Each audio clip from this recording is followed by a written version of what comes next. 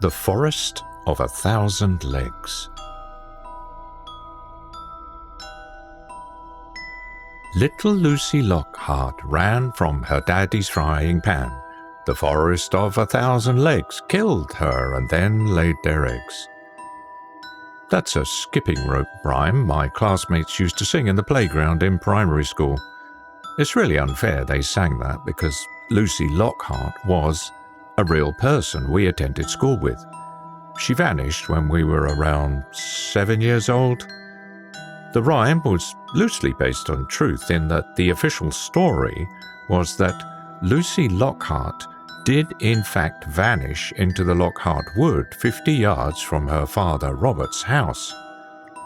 But he wasn't chasing after her brandishing a frying pan to beat her with. I was too young at the time to understand what was happening, and it wasn't until much later that my mum actually explained it to me.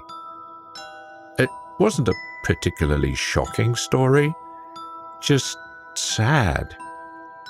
I remember the day Lucy went missing, at least the first day she didn't come to school. It was Monday. She went missing the Friday before. My mother told me it was a few days before Lucy's 7th birthday, and that Lucy had asked her father if she could have a birthday party at the house. I remembered that. Lucy and I had been in the same group of friends, and I remembered her telling us she was going to ask her dad about having a birthday sleepover. I especially remember being annoyed that she wanted it to be a sleepover because I was the only boy in the group and was never allowed to sleep over with them. I was still excited at the prospect of a party, though, as we all were, because we knew her father, Robert Lockhart, was a retired entomologist. Now, we just called him the Bug Man, and he had lots of pretty preserved specimens like butterflies and beetles in cases that Lucy would sometimes bring in for a show and tell. Anyway, according to my mother, Lucy asked her father if she could have a sleepover for her birthday, and he said no because she was going to spend her birthday at her mother's house, while their house was being fumigated. It was a normal enough reason for a 6-year-old to cry and storm out of the house, but running into the Lockhart Wood was a bad idea for any person of any age without the proper equipment. You see, here's the thing about the Lockhart Wood. Some people call it the Forest of 1,000 Legs, presumably to make it sound creepier than it already is, where it doesn't need help. There are roughly 4,000 species of spiders across the UK, and the Lockhart Wood is a phenomenon on its own that it's home to all of them. And not only that, there are documented populations of some spiders previously thought endemic only to certain countries, such as the Goliath bird eater, a couple of funnel web spiders, and some species of peacock spiders. There's that myth that says you're never more than 3 feet from a spider at any given moment. In this forest, it's not a myth. It's filled to the brim with spiders. I think at this point it goes without saying that if you're an arachnophobic, this story is not for you. The forest is naturally of great interest to biologists and arachnologists, but Lockhart Wood is private property, and restricted guided access to the forest was hard to come by even before Lucy Lockhart's disappearance. Afterwards, nobody could go in. Obviously, anyone who could get into the forest if they wanted to, it's not fenced off or anything, but there's a steep fine if you're caught trespassing, and nobody's exactly clamoring to delve into a forest full of venomous spiders anyway. You need the right kind of boots, gloves, clothes, first aid kits, and knowledge of the forest to step past the tree line. The most common spiders at the edges of the forest are jumping spiders, various wandering spiders, and orb weavers.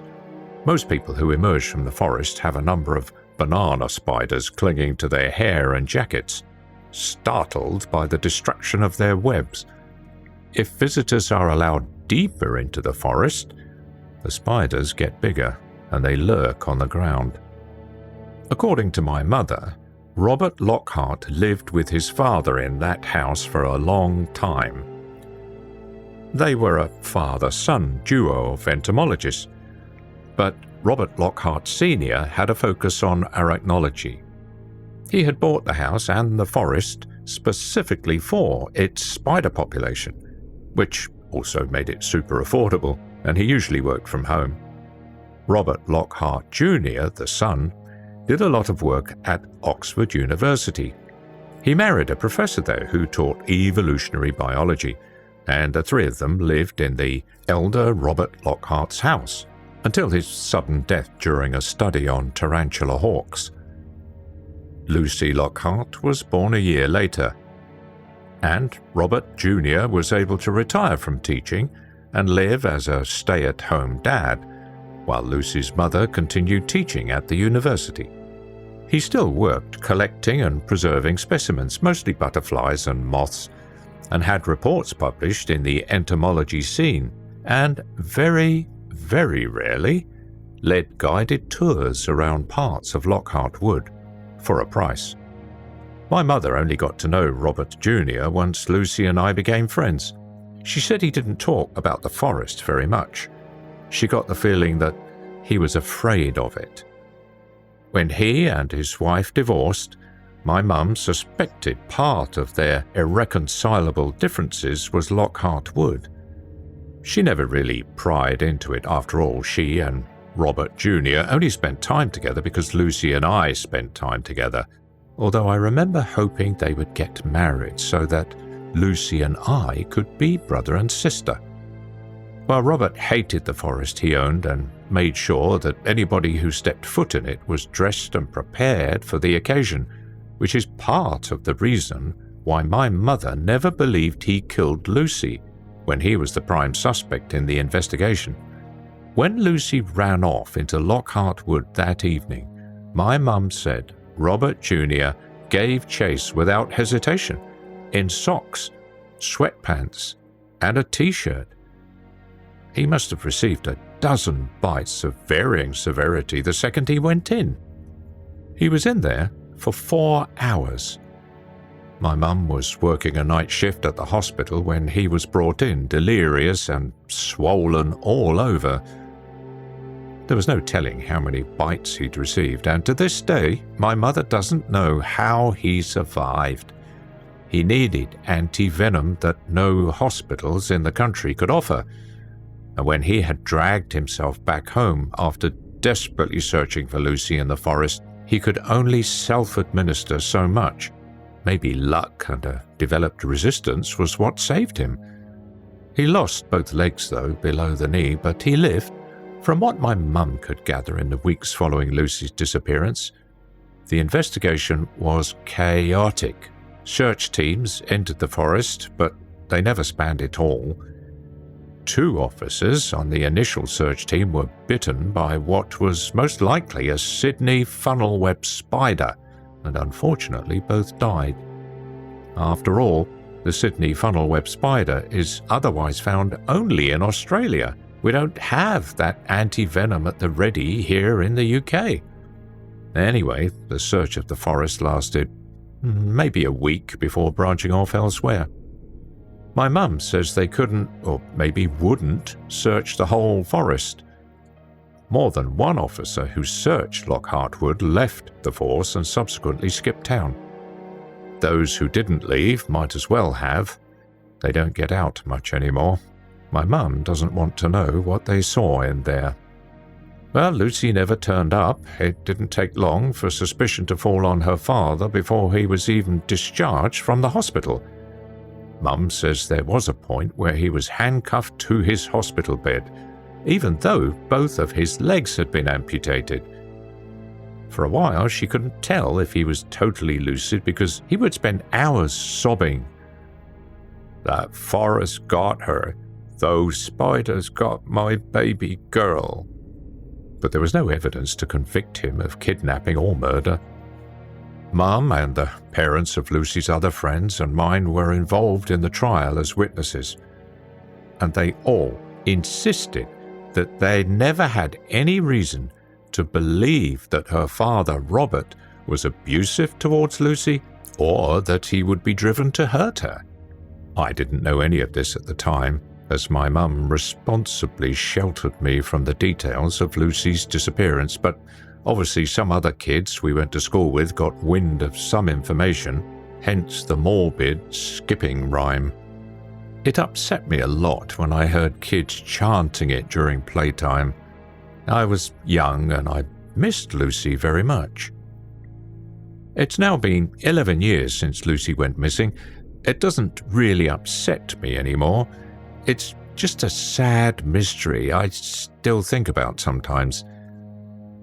The group of friends Lucy and I shared stayed close until middle school, and then we all branched out a bit.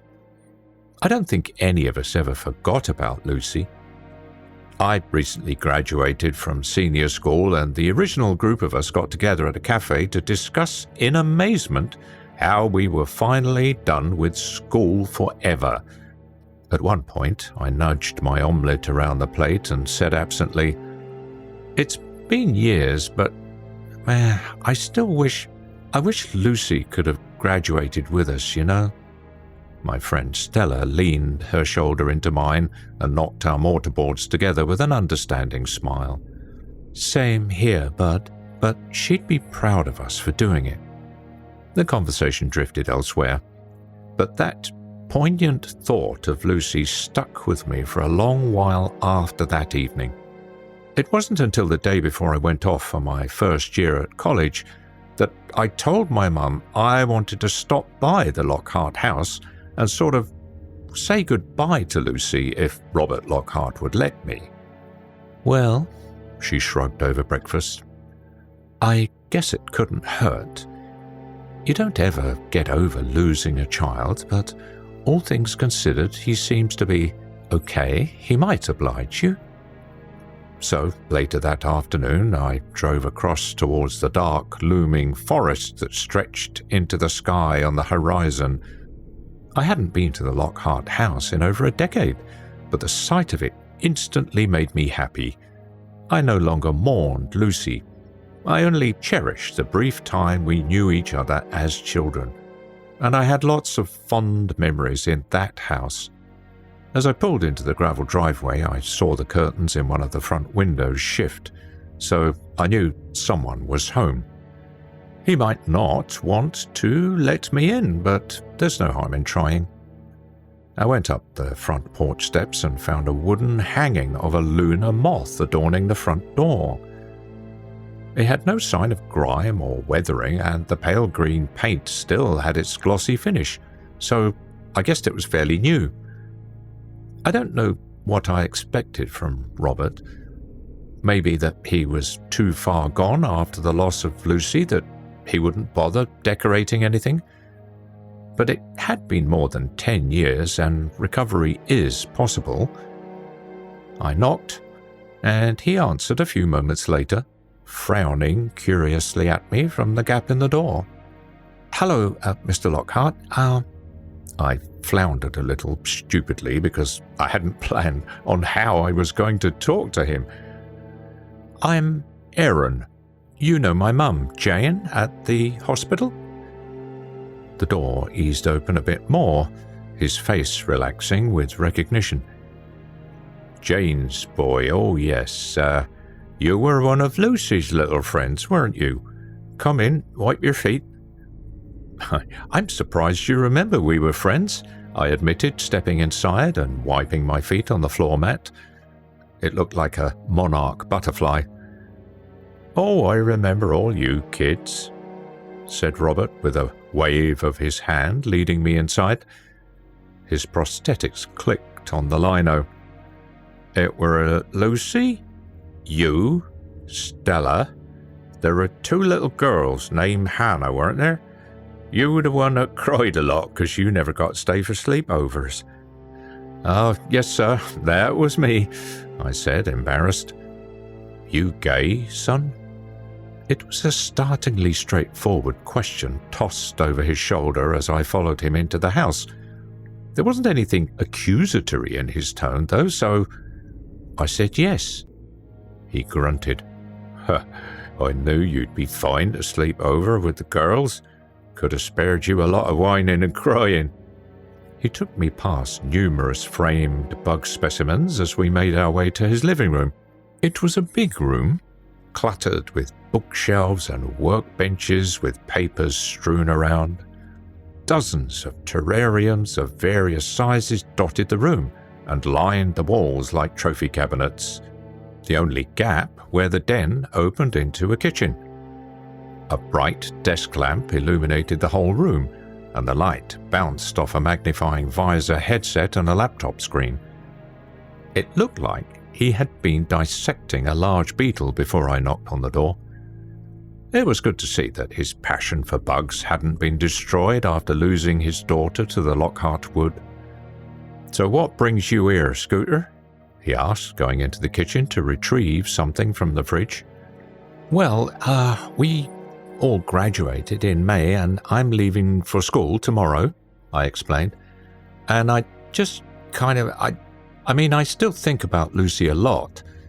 So I was just wondering if you had kept any of her things over the years so that I could see any sort of, something that would remember her to me.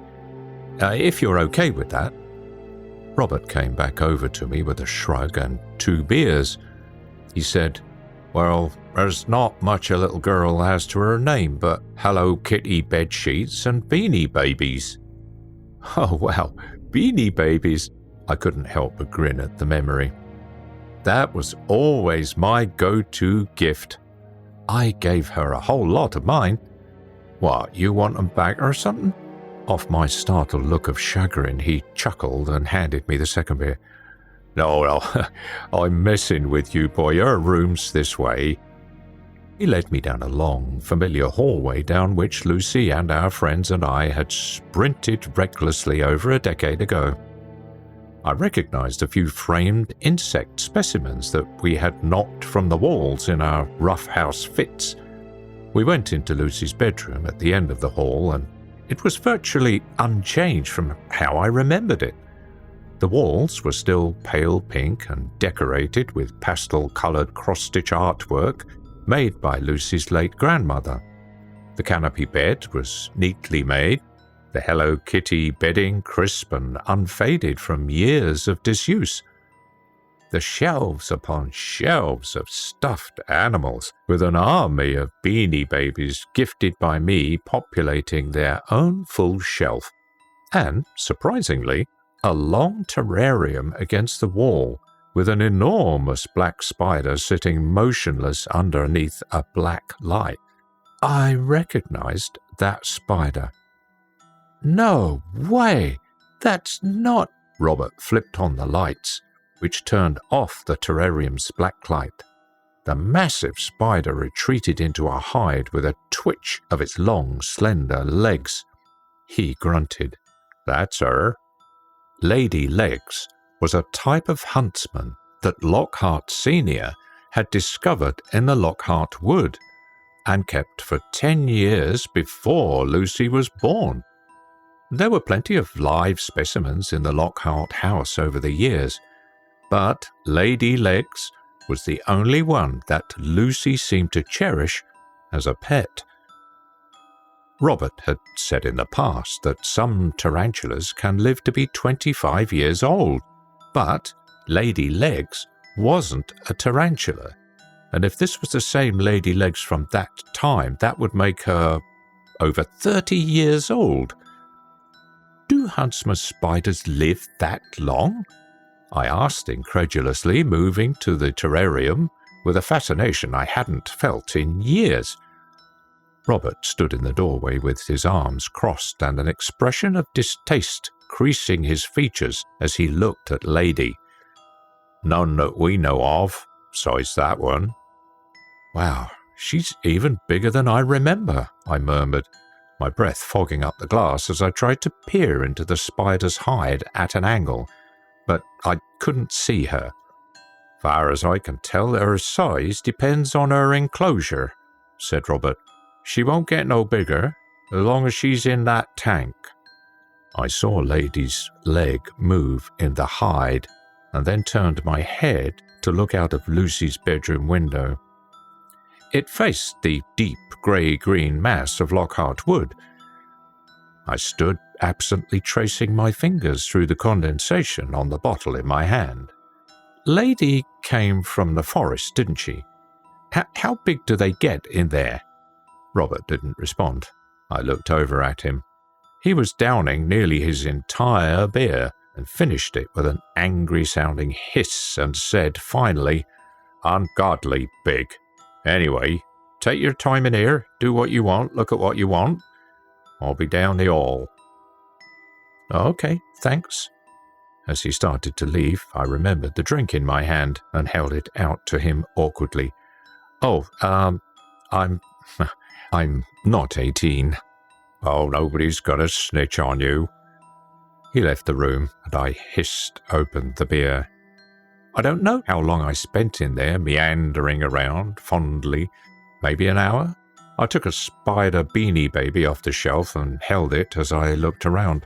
I stood over the dresser, looking at the framed pictures on top of it. Most were of Lucy and her parents, a few of Lucy from toddlerhood to age 7, holding the gargantuan lady legs in her comparatively tiny hands.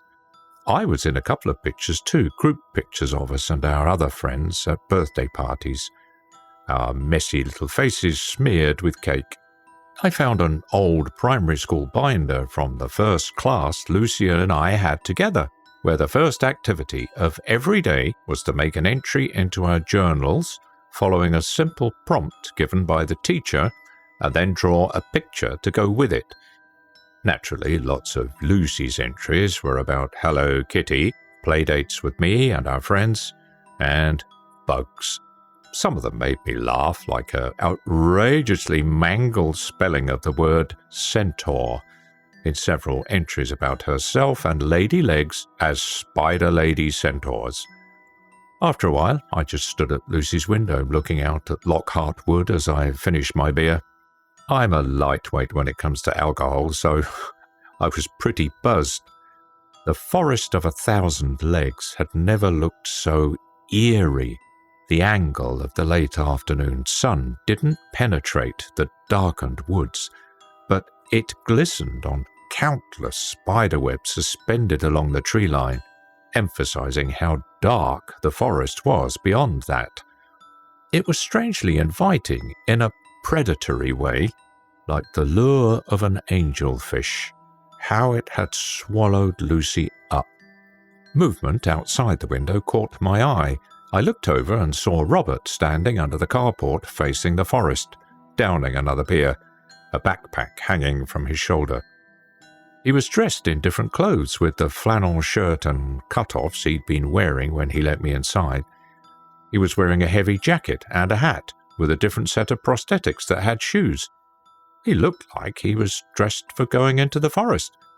I left Lucy's room, crossed to the other end of the house, and through the door off the kitchen. Robert didn't respond to the wooden rattle of the door banging shut. "You're going in." It wasn't a question. I was incredulous. "Ain't been in there since I lost Lucy," Robert said pensively.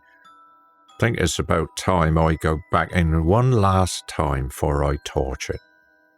The sun was hidden behind Lockhart Wood, but not quite set, casting the house and us in shadows.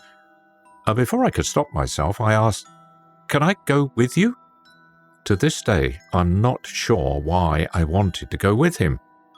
Maybe for a sense of adventure, of danger that 18-year-olds are attracted to and think they can survive anything.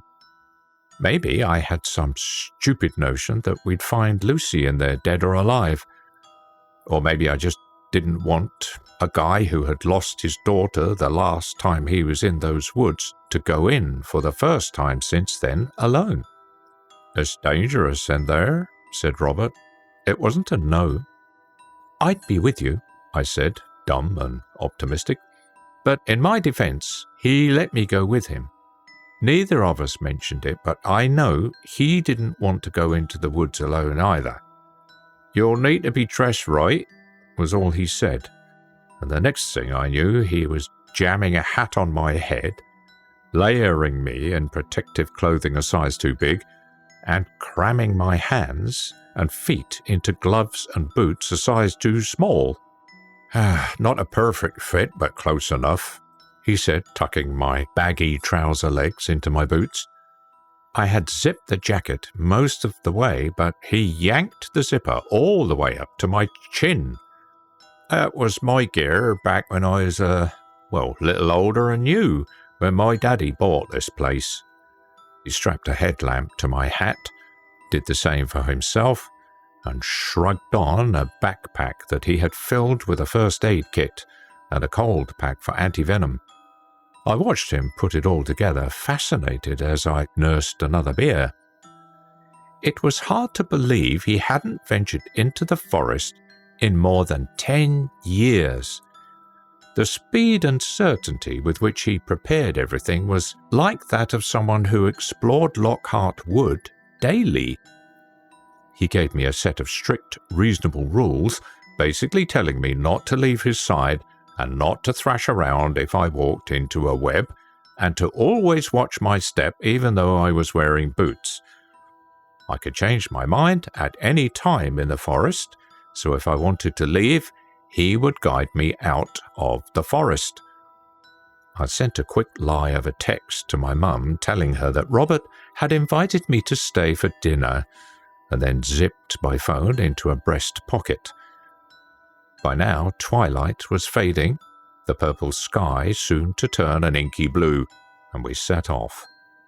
The trail leading into the forest was rough and overgrown from years of seeing no foot traffic, but not completely hidden. The first thing I did when I entered the forest was walk right into a web that Robert had subtly avoided. I started to flail instinctively, but Robert caught me with an arm across my chest, saying, "Don't thrash, I said." After he assured me the web didn't belong to anything venomous, I carefully picked it from my face and hair, following him deeper into the wood. It was darker than I had anticipated beneath the trees. There were a few spots of visible death in the trees, suffocated and deprived of sunlight under thick layers of web wrapped around them. But most of the forest looked healthy, supporting the spider population symbiotically. Robert and I switched on our headlamps pretty quickly when the scant moonlight didn't light our way sufficiently.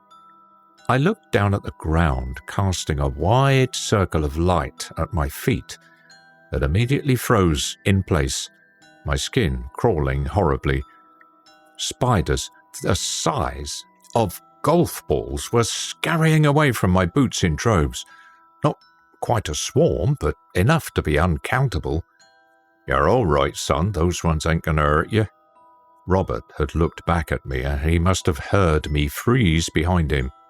"You want me to take you back?" Pride swelled higher than the fear in my chest, so I said, Nope, I'm fine." One of the spiders crawled slowly over my boot, its long legs probing curiously at my laces. I wrenched my eyes away from the ground, shook the spider off violently, and pushed forward.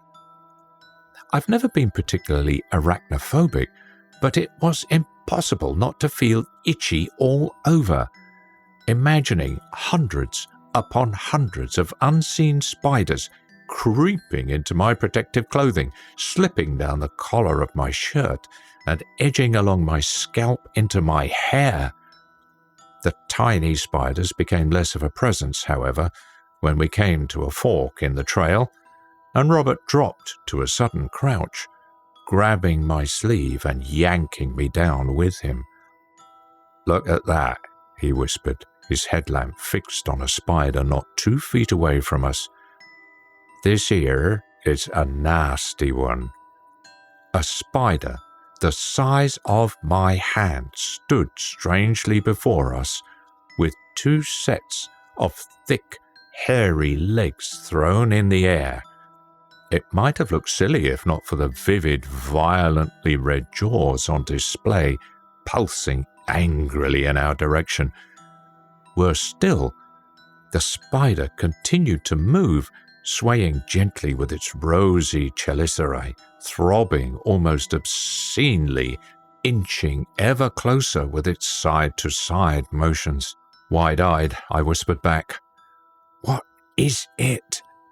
Infuriated at the sound of my voice, the spider lunged closer. This time, I could see its fangs protruding from the red, quivering with rage and glinting with wetness. "Brazilian wandering spider," said Robert softly. "P. fera it looks like, but it can be hard to say without a closer look. I only live in South America set for this place, you know." He unzipped 2 pockets and withdrew a larger pair of gloves to slip over the ones he was already wearing. "They might be the deadliest in the world." Instinctively, I shrank back, but then took hold of Robert's jacket sleeve with popping eyes when I saw him reach towards the spider. "Don't!" The spider struck at his 2 fingers with lightning speed and force that made a sharp snapping sound pierce the dark woods around us. In the blink of an eye, it struck twice, a red-brown blur. Horrified, I tugged frantically at Robert Jr.'s sleeve. "Relax," he said, pulling his hand back and showing me his intact glove. "Horse can't quite bite through these." The spider darted out of our joined headlamp beams and off the trail into the woods. Robert removed his bulky second pair of gloves and stowed them away. "Can't do much delicate handling with gloves like that, but anything else, those fangs will go right through." He stood suddenly, leaving me crouched and trembling, clenching and unclenching my fists, unpleasantly aware of how thin my gloves were now. I stood slowly. My headlamp slid up the trees in front of me where the bark seemed to shiver and shift with the traffic of smaller spiders oozing up and down the trunks. I turned my head to see where Robert was looking, and my light fell on his back several meters away as he moved down the left path in the fork. "Wait!" I squeaked, rushing after him. I stumbled over tree roots and ran haltingly, skidding awkwardly to step around one fat, lumbering tarantula as I made my way back to Robert's elbow. Our headlamps bobbed in the darkness, and my gaze was drawn farther up where the lamp beams lit up vast labyrinthian webs high overhead where nothing on the ground could destroy them. Glinting white gold in our light, they shuddered in an imperceptible breeze. "Those webs are way better high up there," I said with a breathless chuckle, trying to shake off the anxiety from the Brazilian wandering spider. We won't walk into any down here." Robert walked briskly, barely acknowledging me with a grunt. While I looked all around me, casting my headlamp's light to and fro, Robert hardly moved his head, focused steadily on the twisting path down which he led us. Occasionally he would stop so abruptly that I would collide with his back, and he would gaze up into the ever-thickening treetops at the spider webs overhead, which were now so large and thick that massive sections of leaves had suffocated and died. I could see clusters of spiders creeping every which way in the stuff, while more obscured movement shifted on the other side of the web, so thick that I couldn't see what it was. My depth perception was off in this environment. What with the distance between myself and the webs and the number of different sizes of spiders I could see, everything looked bigger up there from where I was standing. "Communal webs," said Robert, pointing at the massive net of silk. "Most spiders live alone, but some are social. A lot of different spiders taking care of the same babies, sharing the same food." "They must catch a lot of prey," I said, moving my headlamp over the vast web. "It is huge." Well, I wouldn't be surprised if they make a regular meal of birds, Robert speculated. Squirrels, too, maybe, if any wander in this far. I looked at him, bathing his stubble-shadowed face in yellow light, and said slowly, That's kind of big for a spider, isn't it? Well, P. blondie in South America has been known to eat birds, said Robert. It's the biggest spider in the world, at least outside of this godforsaken forest. This place ain't like the rest of the world. He paused, a muscle jumping in his jaw, and then said, But they don't make webs. They lives in burrows, so watch your step. I resisted the urge to clamp onto his arm like a child as I swept my headlamp over the edges of the path. Spiders littered the forest floor, scurrying busily, but the irregularly spaced holes along the path and nestled between tree roots were what made me nervous now. The biggest hole looked like it could swallow my entire leg. We continued to walk, uninterrupted by webs for the most part, but there were a few low-built ones that I would walk into when I was staring off into the woods and Robert wouldn't tell me to duck.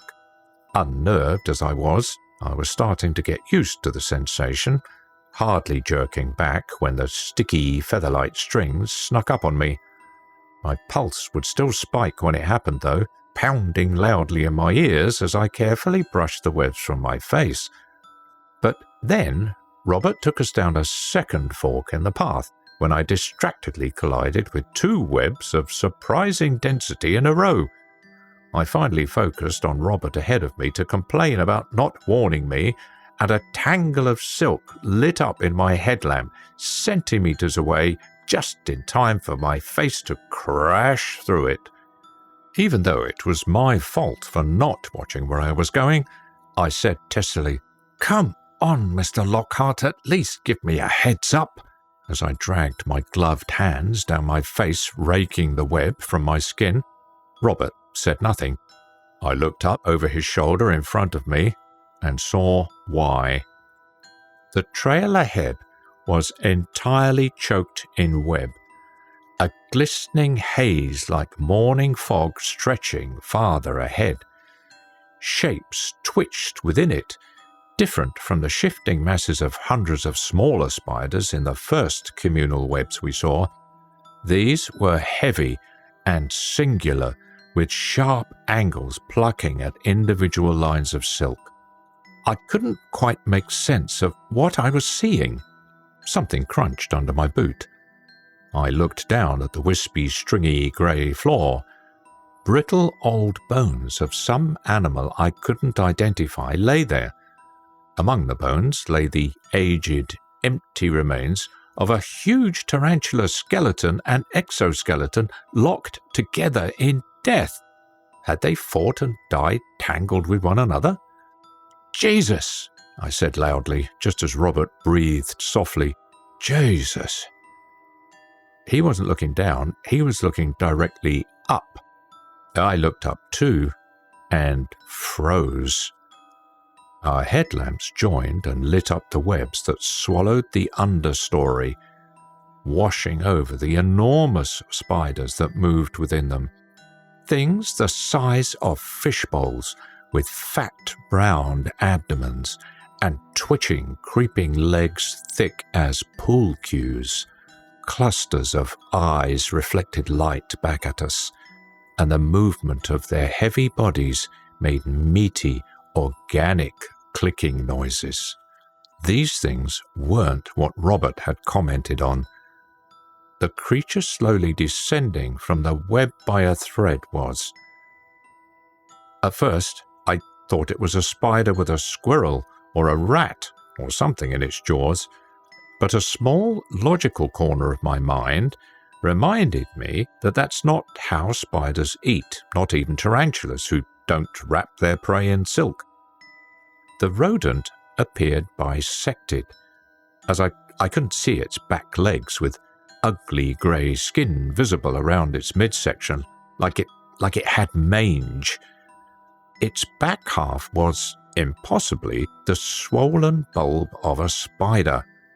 It looked like some gruesome mockery of a centaur, the limp torso of some parasitic rodent bursting forth from an unwitting host. There was no way that thing could be real, or if it was, it couldn't be alive.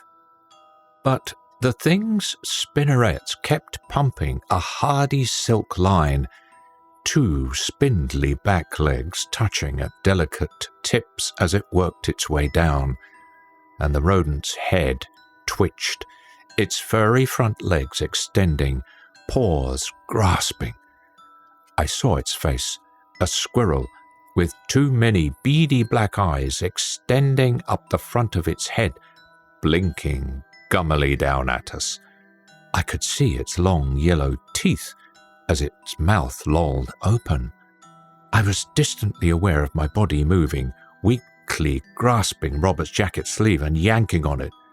His voice sounded very far away as he muttered, "What the fuck?" Movement in the corner of my eye somehow managed to pull my attention from the abomination above us. My eyes were drawn down to the edge of the trail on which we stood, and for a moment I thought the ground had dipped down an embankment and we were simply elevated on the path. But I soon saw that it was a massive hole in the ground, a burrow. I continued to tug mechanically on Robert's arm. "What the fuck?" A face peered out of the burrow, ghostly pale against the darkness within, and seemed to drift up and out, closer to us. It was a human face, with too many eyes clustered across the bridge of its nose, glittering black and blinking slowly. It ducked its head, long dark hair hanging in lank tangles, as a woman's bare moon-white torso emerged slowly from the hole in the ground. A hulking, hairy mass of a spider's abdomen the size of a Volkswagen Beetle followed, connected at her waist. Her 8 branch-thick legs crunched in the leaf litter, audibly thumping with the weight. Robert and I staggered backwards, upsetting more spider webs in the underbush. The creature's legs were striped with white at their joints, and I thought of lady legs back at Robert's house, and what he said about her species. Size, in the wild, ungodly big. Robert's thoughts were also back in his daughter's room because as his hand gripped my arm in return, I heard him say, "Lucy." My eyes flew back to the creature's face, its unnatural addition of eyes surrounding the original's, and as it tilted its head, I recognized her too. Her mouth dropped open, lower lip dripping with something too viscous to be saliva, and her rail-thin arms spasmed once more before lifting up, sending a painful jolt of electric fear up my spine. Her white, long-fingered hands took hold of the squirrel spider, dangling between the two of us and herself. The thing squeaked and convulsed, its legs thrashing horribly, and Lucy brought it to her mouth. I ran. I thrashed my way blindly through web after web back the way we came. I heard Robert call my name unexpectedly close behind me, and suddenly felt him crash into my back. I hit the ground hard, face first. I barely had time to register the bright starburst of pain as my nose broke and began to bleed, or the scattering of spiders millimeters in front of my eyes, before Robert yanked me bodily back upright and whirled me around. I thought he was slapping me, but realized he was swiping away spiders I'd picked up as passengers from the ground. "Don't you run off in here, boy," Robert hissed in my face, shaking me hard. "Something else will kill you before—" The enormous creature loomed behind him, creeping down the trail after us. I started to yell, but Robert clapped his hand over my mouth, spinning to face her. He forced us into a sort of half-crouch, his body weighing me down to keep me from running again, and I stared with bulging eyes, struggling to breathe through my bleeding nose, as Lucy bore down upon us. "It's okay," Robert said. But he wasn't talking to me. I could feel him shaking against my back. "It's okay, Lucy. You're okay." She came closer, the precise movements of her vast spider body in stark contrast against the limp, feeble movements of her human torso. Her face seemed alert, even with the 6 bleary eyes that looked infected in their unnaturalness. But her arms hung listlessly at her sides, her posture hunched. Venom, blood, saliva flowed slowly down her chin, all that remained of the squirrel spider. I could hear her breathing, see her pale throat throb as she swallowed. "That's a good girl, baby," said Robert, his voice low and soothing despite his violent trembling. "Daddy didn't know you lived here, Lucy. We didn't know we'd see you here. You did such a good job here all by yourself, didn't you, baby? Daddy's proud of you." He was slowly inching us back as he spoke nonsense to the thing in front of us. The spider shifted minutely, almost moving after us, but not quite. Lucy's dark, wet mouth dropped open. In a voice that sounded like wind in dead leaves, she hissed, "Daddy." Robert laughed, wild and terrified in my ear, pulling me back another step, the palm of his hand still crushing my lips against my chattering teeth. "That's right, baby. Daddy's here. Daddy didn't think he'd see you all grown up in these woods, eh, baby? Good girl, Lucy." She didn't move after us after we backed away, although her eyes followed us with laser focus. Again, her voice hoarse and vacant. "Lucy." "That's right, baby. Daddy's gonna take your friend back home, okay? You remember Aaron?" I groaned behind his hand, sick with fear, as all 8 of Lucy's eyes shifted onto me. She didn't say my name. Wildly in the back of my head, I wondered if she recognized any of the things Robert was saying to her, certain that she was all spider like this, that the 2 words she'd said were empty repetitions preceding her final attack. But still, she stood motionless, watching our retreat. "Daddy's gonna take Aaron home. Is that okay, baby?" Robert said. "Will you let me do that, Lucy?" She was silent for a long moment, then, "Okay." "Good girl, Lucy. We're going away. Good girl." Another long stretch of silence as we moved steadily away from her. She still didn't follow, merely watching us. Her voice, unprompted this time, shook me to my core when it next creaked through the night. "Come see me. Come see me." The noise Robert made was something of a strangled sob and a laugh. "Yeah, baby, I'll come and see you. I'll come see you again. Just let me take Aaron home, and Daddy'll come see you again, baby girl." "Okay." We were several meters away from her by now, and I was sure we were nearing the bend and the fork in the trail we had taken. Slowly, Robert lowered his hand from my mouth, and I gulped a deep, shaking breath. "I can't get us out of here backwards," he said, "but I need you watching behind us. You hang on to me, and I'll walk you out.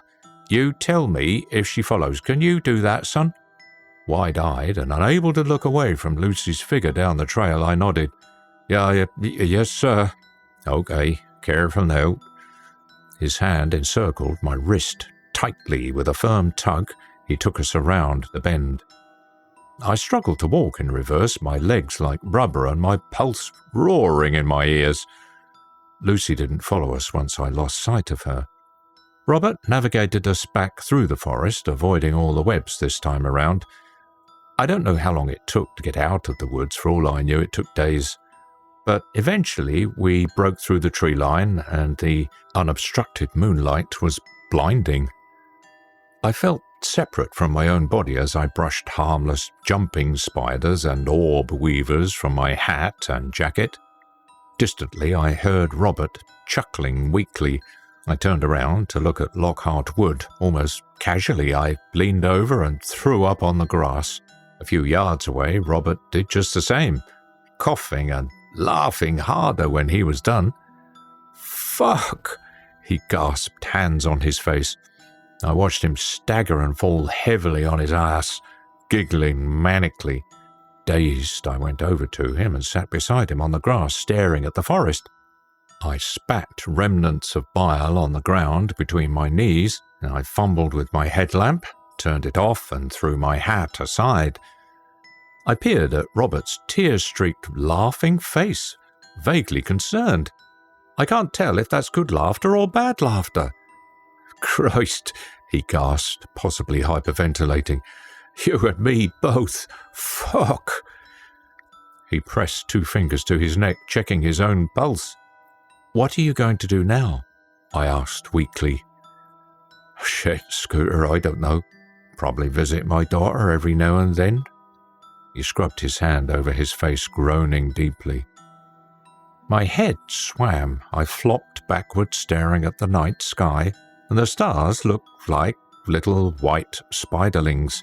I thought suddenly of my mother back at the house, and for whatever reason, all I could think to say was, "Hey, so I was thinking, you should give my mum a call sometime. She's not seeing anyone." I don't remember getting home that night.